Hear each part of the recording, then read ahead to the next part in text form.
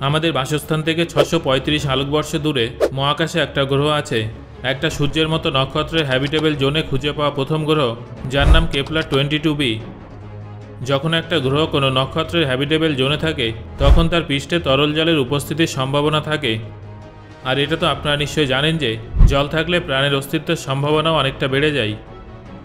এখন প্রশ্ন হলো, Kepler-22bতে পৌঁছাতে আমাদের কত সময় লাগবে, সেখানকার আবহাওয়া কেমন হবে, এই নতুন গ্রহে যাওয়ার আগে কেন আমাদের পেশিবহুল শরীরের প্রয়োজন হবে, আপনি যদি Kepler-22bতে বসবাস করেন তাহলে কি হবে, এইসব প্রশ্নের উত্তরগুলো জেনে নেওয়া যাক। Kepler-22bকে বিজ্ঞানীরা একটা এক্সোপ্ল্যানেট বলে থাকেন। এটা হলো আমাদের সৌরমণ্ডলের বাইরে উপস্থিত একটা গ্রহ। Kepler-22b এর মতো এক্সোপ্ল্যানেট খুঁজে পাওয়া ভীষণ কঠিন একটা ব্যাপার। এটা যেসব নক্ষত্রকে আবর্তন করে তাদের উজ্জ্বল আলোর কারণে এটা আমাদের টেলিস্কোপ থেকে নিজেকে লুকিয়ে রাখে। বিজ্ঞানীরা ট্রানজিট মেথডের সাহায্যে Kepler-22b গ্রহটাকে খুঁজে বের করেছিলেন। বিজ্ঞানীরা প্রথমে Kepler-22কে দেখেন, অর্থাৎ সেই নক্ষত্রটা যাকে এই গ্রহটা আবর্তন করত। বিজ্ঞানীরা লক্ষ্য করেন যে এর উজ্জ্বলতা সময়ের সঙ্গে সঙ্গে পাল্টে যাচ্ছে। আসলে Kepler-22b এই নক্ষত্রের আলোকে আটকে রাখত। তারপর বিজ্ঞানীরা Kepler-22b এর সম্পর্কে সমস্ত তথ্য একত্রিত করতে শুরু করেন। আপনাদের কি মনে হয় যে মহাকাশের অনেক দূরে উপস্থিত এই গ্রহটা আমাদের বসতি স্থাপনের উপযুক্ত হতে পারে? সবার প্রথমে Kepler-22b সম্পর্কে কিছু তথ্য আপনাদের জানিয়ে দেব। Kepler-22b এর ওজন পৃথিবীর তুলনায় 36 গুণ বেশি, আর এর ব্যাসার্ধ পৃথিবীর তুলনায় 2.5 গুণ বেশি। Kepler-22bতে এক বছর 290 দিনের সমান দীর্ঘ হয়ে থাকে। পৃথিবী এবং সূর্যের দূরত্বের তুলনায় এই গ্রহটার সঙ্গে তার নক্ষত্রের দূরত্ব 15% কমই আছে। যদি পৃথিবী সূর্যের এত কাছে চলে যায় তাহলে আপনি সিদ্ধ হয়ে যাবেন। অন্যদিকে Kepler-22 এর ভাগ্য অনেক ভালো যে এর নক্ষত্রের সঙ্গে আমাদের সূর্যের অনেক মিল আছে, কিন্তু সেই সঙ্গে এটা তার থেকে অনেক ছোট এবং ঠান্ডা। তাই নক্ষত্রের সঙ্গে দূরত্ব কম হয় এই গ্রহটা নক্ষত্রের থেকে ঠিক ততটাই আলো পায় যতটা আমরা সূর্যের থেকে পাই। Kepler-22b এর তাপমাত্রা 15 থেকে 22 ডিগ্রি সেলসিয়াসের মধ্যে থাকে, অর্থাৎ পৃথিবীর বসন্তকালের মতো। এই তাপমাত্রাটা আমাদের বসবাসের জন্য একেবারেই উপযুক্ত। তবে কিছু কিছু বিজ্ঞানীদের মতে কেপলার গ্রহটা নিজের একদিকে ঘুরতে থাকে, অনেকটা আমাদের ইউরেনাসের মতো। এটা শুনতে ততটা গুরুত্বপূর্ণ বলে মনে না হলেও এর কারণে প্রাণ সংকটের মতো সমস্যাও তৈরি হতে পারে। এর উত্তর এবং দক্ষিণ মেরু অর্ধেক বছরের জন্য সূর্যের আলোয় ঢেকে থাকবে অথবা অন্ধকারে ঢেকে থাকবে। যেহেতু Kepler-22b এক সাইডে ঘুরতে থাকে, তাই এর মানে হলো এখানে ফুটন্ত গরম তাপমাত্রা থেকে শুরু করে হাড়িম করা শীতের দেখাও পাওয়া যেতে পারে। এটা মানব জীবনের পক্ষে একেবারেই ভালো নয়, কিন্তু হতাশ হওয়ার কিছুই নেই। আমাদের গ্যালাক্সি এতটাই বড় যে আশাহত হওয়ার প্রয়োজন নেই।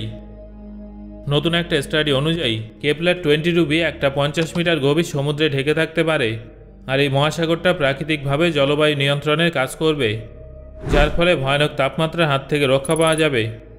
একটা মহাসাগর গরমের সময় উত্তাপকে সঞ্চয় করে রাখে আর ঠান্ডার সময় সেই উত্তাপকে বাইরে বের করে, যার ফলে জলবায়ু নিয়ন্ত্রণে থাকে। কিন্তু দাঁড়ান, আপনি এত দূরে উপস্থিত কেপলার গ্রহে কিভাবে যাবেন? আপনি যদি আলোর গতিতেও সেখানে যান তাহলেও সেখানে আপনার পৌঁছাতে 635 বছর সময় লাগবে। এই যাত্রাটার জন্য আপনার পক্ষে সবথেকে ভালো অপশান হলো এমন একটা ডিভাইসে বসে ঘুমানো, যেটা আপনার শরীরকে প্রাকৃতিক বয়সের পরেও একইভাবে জীবিত রাখবে, যেমন ক্রায়োজেনিক স্লিপ। নাসা আগে একটা ক্রায়ো স্লিপ চেম্বারের উপরে কাজ করছিল, যেটা একজন মহাকাশচারীর শরীরের তাপমাত্রাকে 32 ডিগ্রি সেলসিয়াস পর্যন্ত কমিয়ে দেয়। এর সাহায্যে প্রাকৃতিকভাবে হাইবারনেশন শুরু হতে পারে, যেখানে নলের সাহায্যে আপনার শরীরে পুষ্টি পৌঁছে দেওয়া হবে এবং তার বজ্র পদার্থ বাইরে বের করা হবে। তবে ক্রায়ো স্লিপের মধ্যে থেকেও এটা ভীষণ ভয়ানক এবং দীর্ঘ সফর হবে। এবার আমরা এই সফরের সবথেকে ভয়ানক পর্যায়ে পৌঁছে যাব, অর্থাৎ Kepler-22b এর সেই সব বিষয়গুলো নিয়ে কথা বলবো যেগুলো আমরা জানি না। সবার প্রথমে যে বিষয়টা নিয়ে কথা বলবো সেটা হলো, আমরা এখনও জানি না যে Kepler-22bতে মাধ্যাকর্ষণ শক্তি কেমন। এটা আমাদের গ্রহের তুলনায় দ্বিগুণ হতে পারে। যদি এটা সত্যি হয়ে থাকে তাহলে একটা 10 কেজি ওজনের কোনো বস্তু সেখানে 20 কিলোর হয়ে যাবে। আপনার শরীরেও এর প্রভাব পড়বে। বর্তমানে কি আপনার ওজন 80 কেজি? তাহলে হঠাৎ করে 160 কেজি ওজন সামলানোর জন্য প্রস্তুত হয়ে যান। সুরক্ষার জন্য যারা সেখানে বসতি স্থাপন করতে চায় তাদের অনেক পেশিবহুল এবং স্বাস্থ্যবান হতে হবে। শুধুমাত্র স্ট্রেংথ ট্রেনিংয়ের মাধ্যমেই আপনার কেপলার 22b-তে এগিয়ে যাওয়ার সম্ভাবনা বেড়ে যাবে। আপনি যদি এখানে পৃথিবীর থেকে অক্সিজেন এবং পুষ্টির জন্য চারাগাছ নিয়ে যান তাহলে হয়তো সেগুলো ওখানে বাঁচবে না। আপনি যদি আপনার সঙ্গে কোনো প্রাণীকে নিয়ে যান তাহলে তাদের দ্রুত বিবর্তিত হতে হবে। তবে এই গ্রহটা একটা পাথুরে গ্রহ কিনা সেটা কিন্তু বিজ্ঞানীরা এখনও নিশ্চিতভাবে জানেন না। এটা নেপচুনের মতো গ্যাস দ্বারাও তৈরি হতে পারে, আবার সম্পূর্ণরূপে জলে আবৃতও থাকতে পারে। যদি আপনি বা সেখানে বসতি স্থাপন করা মানুষেরা ক্রায়ো স্লিপ থেকে জেগে ওঠে এবং নিজেকে একটা গ্যাসীয় গ্রহে খুঁজে পায় তাহলে তাদের জন্য এটা ভীষণ খারাপ অভিজ্ঞতা হবে, কারণ আপনার কাছে মহাকাশযান ল্যান্ড করার জন্য কোনো কঠিন পৃষ্ঠ থাকবে না। স্বাভাবিকভাবেই ক্যাম্প বসানোর জন্য কোনো জায়গা থাকবে না। যদি এমনটা হয় তাহলে আপনাকে এবং আপনার টিমকে ক্লাউড সিটি তৈরি করার পদ্ধতি খুঁজতে হবে। অন্যদিকে আপনি যদি একটা সামুদ্রিক গ্রহে ল্যান্ড করেন তাহলে একটা সাবমেরিনযুক্ত শহর নির্মাণ করতে হবে। আপনি যদি দেখেন যে কেপলার 22b একটা পাথুরে গ্রহ তাহলে আপনার লটারি জেতার মতো অনুভূতি হবে, তাই না?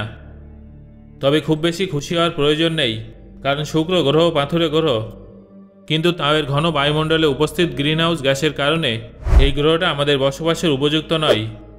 এখানকার তাপমাত্রা এতটাই বেশি যে এখানে তরল জলের উপস্থিতি সম্ভব নয়। আমরা একমাত্র তখনই কেপলার 22b নামের এই এক্সোপ্ল্যানেটে বসবাস করার সুযোগ পাব যখন আমরা মাটির নিচে থাকার জায়গা তৈরি করার জন্য রোবটদের কাজে নিযুক্ত করতে পারব। আর তখন হয়তো আমরা এমন জায়গা খুঁজে পাব যেখানে তাপমাত্রা ঠান্ডা হলেও আমাদের সহ্য সীমার মধ্যে থাকবে।